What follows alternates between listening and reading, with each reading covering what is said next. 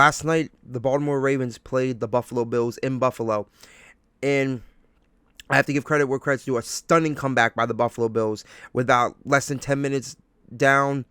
I think it was about 10 minutes down there, 10 minutes left. They were 15 points down, and they were able to make a roaring, amazing comeback, led on the back and the arm and the legs of Josh Allen. Whew, man, he showed this game why he was MVP last season, and no matter how I think, even though I think Lamar should have won it last year, Josh has earned every bit of respect he gets because he's truly a baller. He's a gamer. We know we should know better that we couldn't give that team an inch, and we kept giving them inches and inches and inches, and eventually those inches turned to touchdowns, and those touchdowns turned to a victory.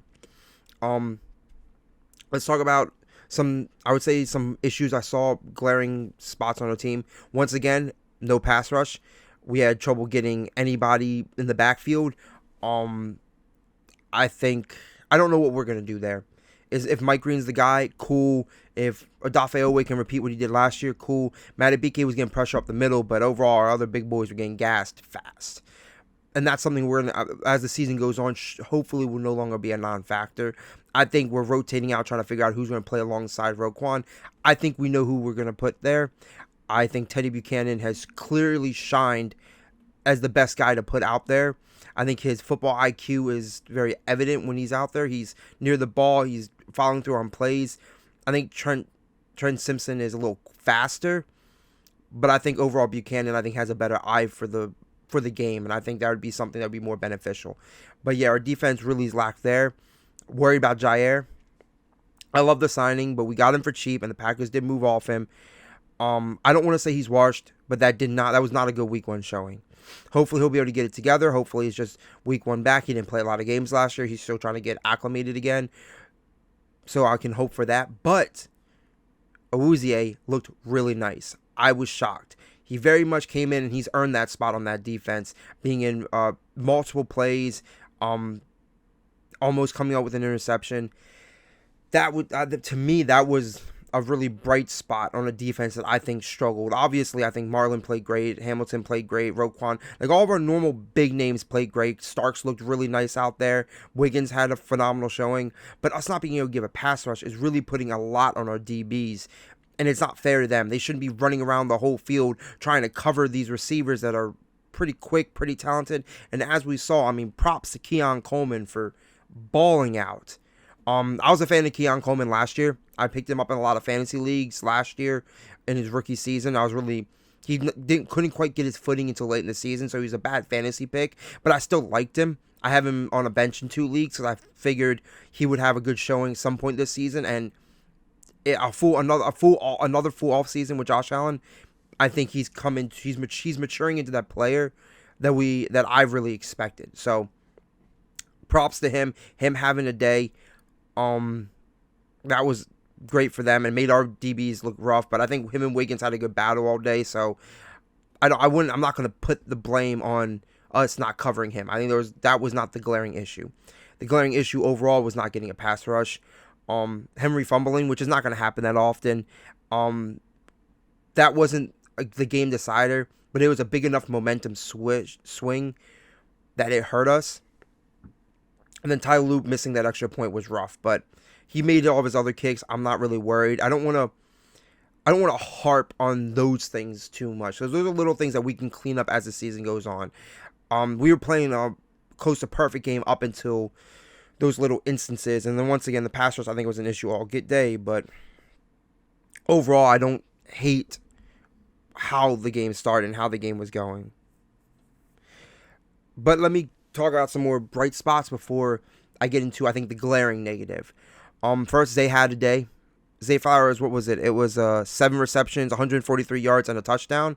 Zay looked good. He was shifty. He was quick. He looked so much like the receiver that we drafted and was hoping he'd become, and I think he's really coming into his own this season. I think that was the brightest spot on our offense. Obviously we knew Lamar was going to do his thing, and he did. Derrick Henry did his thing. Besides the fumble, he looked great. I'm not going to have any fault against him just for one fumble when he did more than enough to put us in a position to win. But Zay, he showed up. He really showed up. He showed up big, and I'm I'm very hopeful for what the things that come, because he looked like he came with a purpose this season, and I'm excited to see where that goes. Um, that to me, I would say Derrick Henry's still looking the same as last year, and Lamar's still looking just as glorious and amazing as he always looks. Too bright. That's probably the biggest takeaways I'll take from this game. But I think the elephant in the room for all Ravens fans is when I made my predictions for the season, I said if the Ravens don't win the Super Bowl, we would have some big questions with a needing of immediate answers. And I think one of those questions that we've been having the last few years, as success has not come the way we would like it, is it time to move on from John Harbaugh? And that's a rough one, because I will say when Harbaugh was hired in 2008, that was when I started getting, I think, my biggest fandom of football. I think I was finally at the age where I was really understanding what was going on. We had Harbaugh and Flacco coming in, so it's really when my fandom started to hit that next level. I wasn't just sitting there watching with my dad. I was paying attention. Which I feel like at every fan, you had that moment where you went from, oh, I'm watching it, to watch it, to, oh, I'm really paying attention. I know what's going on. I'm enjoying what's going on now that I know even more. But I looked up stats last night after the game. John Harbaugh has had 17 blown double-digit leads in the fourth quarter, and that's the most since 1991. That is a ridiculous stat. That means, what I hate to say it means our defense gets complacent, our offense takes off the gas. I think overall it means that our game plan late in games is not to finish games, it's to hold off and hope we squeak out with a victory, which is not how you win in this league.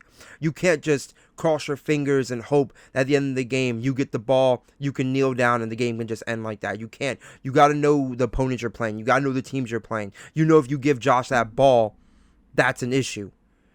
I mean, and these blown leads is not just a thing that's been his career. It's been recent. He's had 13 of those double-digit fourth quarter blown leads since the start of the 2022 year. That is ridiculous. I've been to those games, some of them. I physically have been to some of those games, and I've watched every one of them. And this one was the most glaring to me because we were the better team.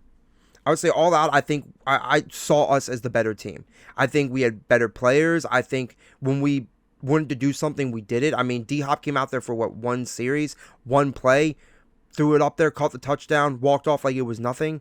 Derrick Henry was doing his thing. Lamar was doing his thing. Hamilton looked great. Humphrey was having a good day. I mean, it was hard to find overall glaring negative besides the pass rush, but we were overall, I think, playing better than them. That's why we put up 40 points, and we had a 15-point lead, and we did everything we needed to do to win that game, and then we gave it to them. And why are we giving away games late? I will never understand this. It's the biggest issue in this franchise right now is why we're giving up late. Why are we not committing to 4 quarters of football? You don't win the game in the first quarter. You do not win the game in the first quarter. You can only win it long term. You have to play 4 quarters of football. And I don't know what it's going to take. I like Zach Orr as a DC, but if Harbaugh's not the issue, then we got to look at the DC, and his defense let up the points. His defense let that comeback happen. Then again, it is against Josh Allen. I mean, I know all other DCs would be getting the same heat if Lamar did that to them, or Mahomes did that to them, or Burrow did that to them, but it happened to us. So I don't care what happens to other teams. I don't care who the quarterback is. At the end of the day, we need to stop that.